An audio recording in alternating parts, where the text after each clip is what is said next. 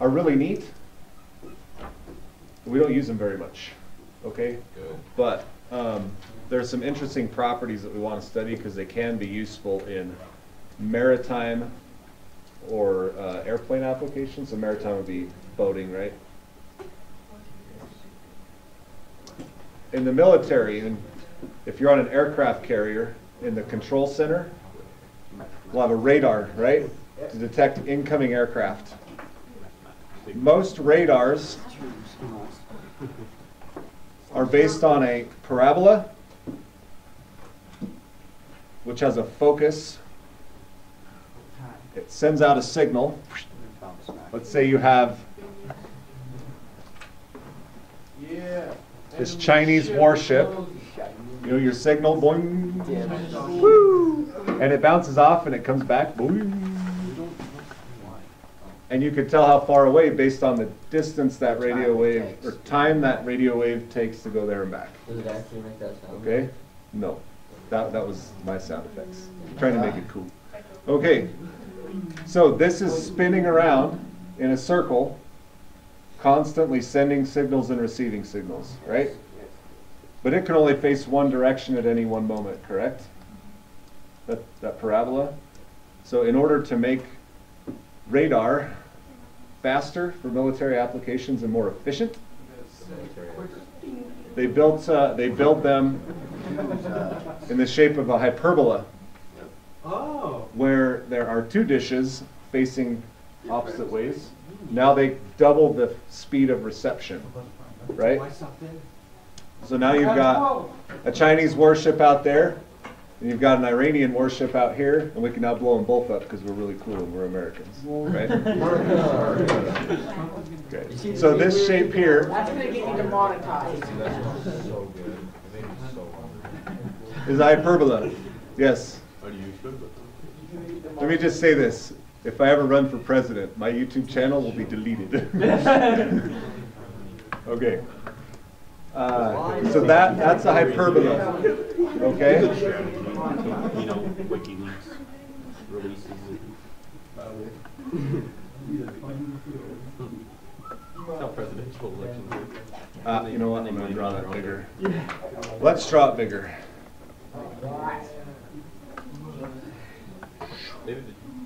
Just so you get the idea. Okay, a hyperbola is just like an ellipse. You know, an ellipse is like this around the foci. Well, you basically have cut the ellipse, and now things go the other direction. So these go on forever. Okay, so this is foci, focus 1, and this is a focus. We still have a center. Okay, all those things still apply.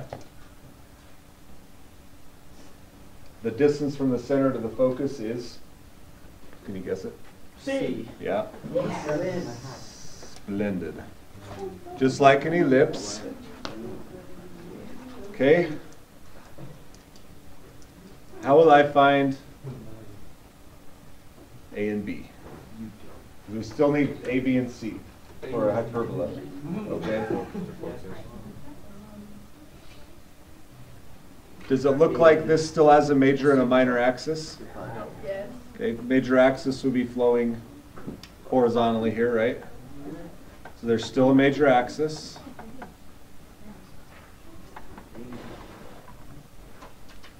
Okay, minor axis. Same words apply, minor axis. Okay. Here's where the difference comes in. In order to generate A and B,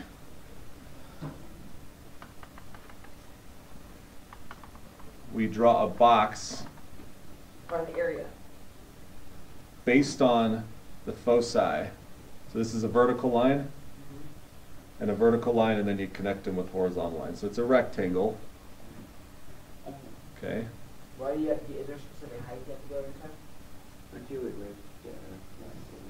Does that mean there's going to be like 2 extra like spots where you're going to start on the bottom and the top for the horizontal line? Oh wait, hold on. Dang it. Do that every time. erase that. It's so cool, but I have to erase it because I screwed it up.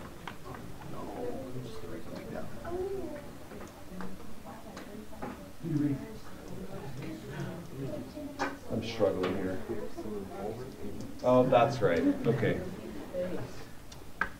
I make that mistake a lot. Okay. The box is actually based on the vertices. I always do that. It's like a yearly occurrence. Okay. There are, okay, how do we govern how big these arcs are? I'll get back to the box here in a minute. Oh, yeah, if you took a line from the foci up where it crosses. Okay, they are called asymptotes.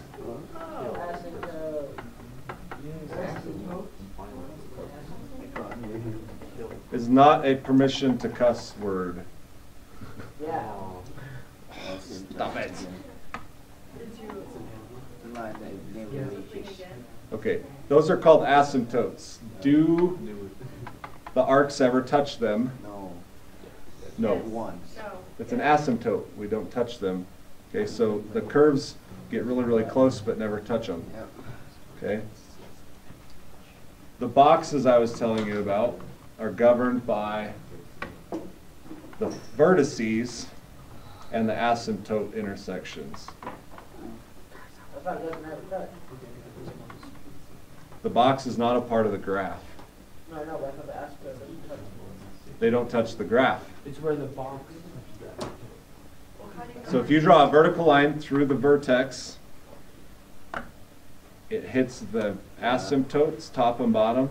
Gotcha. That's where you go across, and it should form a rectangle.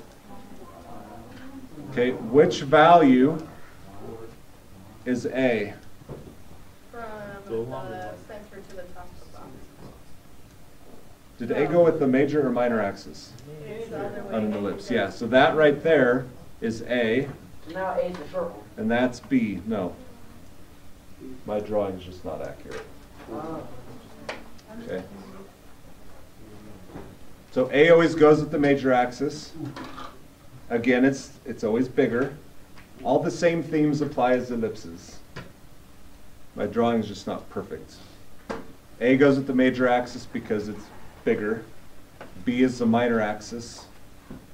Okay, C is center to focus, and you have vertices, etc., right?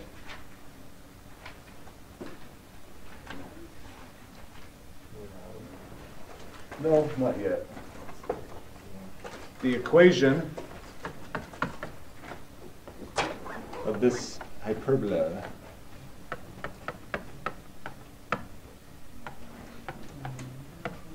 does that look familiar? Yeah.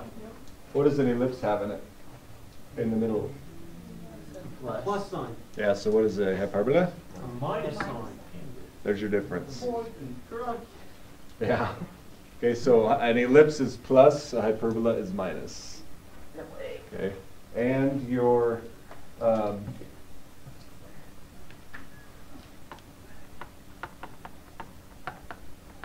A, B, and C relationship is a touch different. Okay.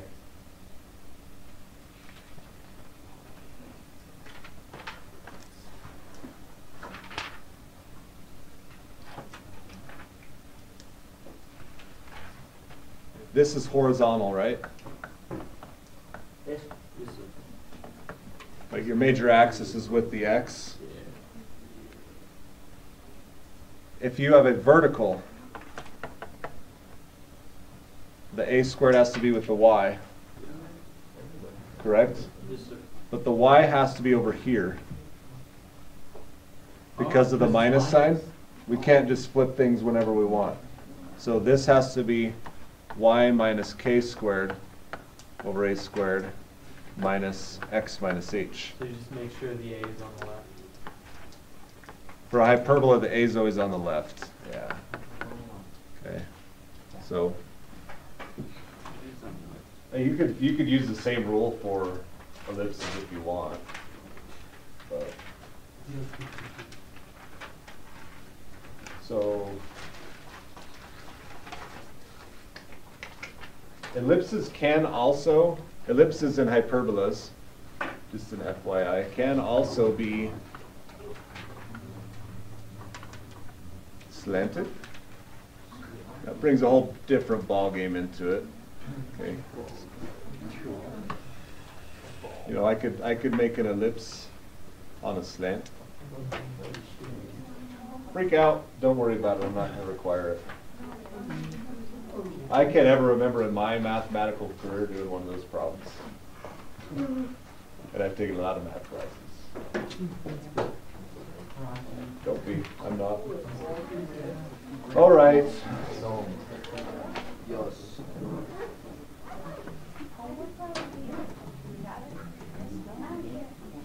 Yeah.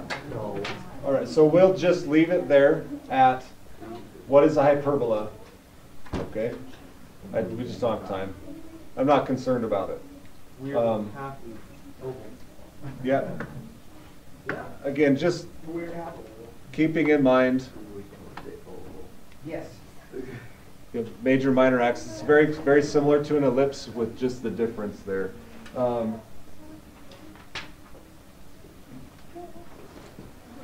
Here's your homework assignment. Do it? And this is going to get you, so here's the deal. How many of you like in-class written paper tests? Yeah, none of you are sick in the mind, thank you. The plan right now is to give you a take-home test, but Oh yeah, let's do that for that requires one thing from you. Not cheap. That you bring in, so your homework assignment this weekend, this is what it's going to be, instead of bookwork. You're going to bring in something that is an example of a conic section in the real world. Okay, So so example of homework. So can you give us an example of something? A base. what shape is that? A hyperbola. It's a hyperbola. So if I don't And please don't leave it here. These are all things people have left here. can I take that one home with me? Can I have it? Where's it just shattered right there? Oh, What is that? This is a Do it. an ellipse, That's right? eye. These are called conic sections. What is that? Is that an ellipse? Circle. Seriously. What's a conic It's section? a circle, okay? The other conic section, oh, here's the most popular one somebody's brought. Boomerang. Somebody A brought that. parabola is a conic section. Right, so you can bring in a circle, ellipse, hyperbola, or parabola. Something. That's how you avoid having an in-class test. Right now it's planned in class, but if you every single one of you has to ante up on this. To make test So if everyone. Micah fails, I we gotta have go an buy in-class something. test. So it can be ellipse or. Any Why do one of I these have shapes. something that fails? Hyperbola, circle, ellipse, or parabola. Okay? Huge. When do we need to bring this in? Yeah. Content? Is that the homework? Yes.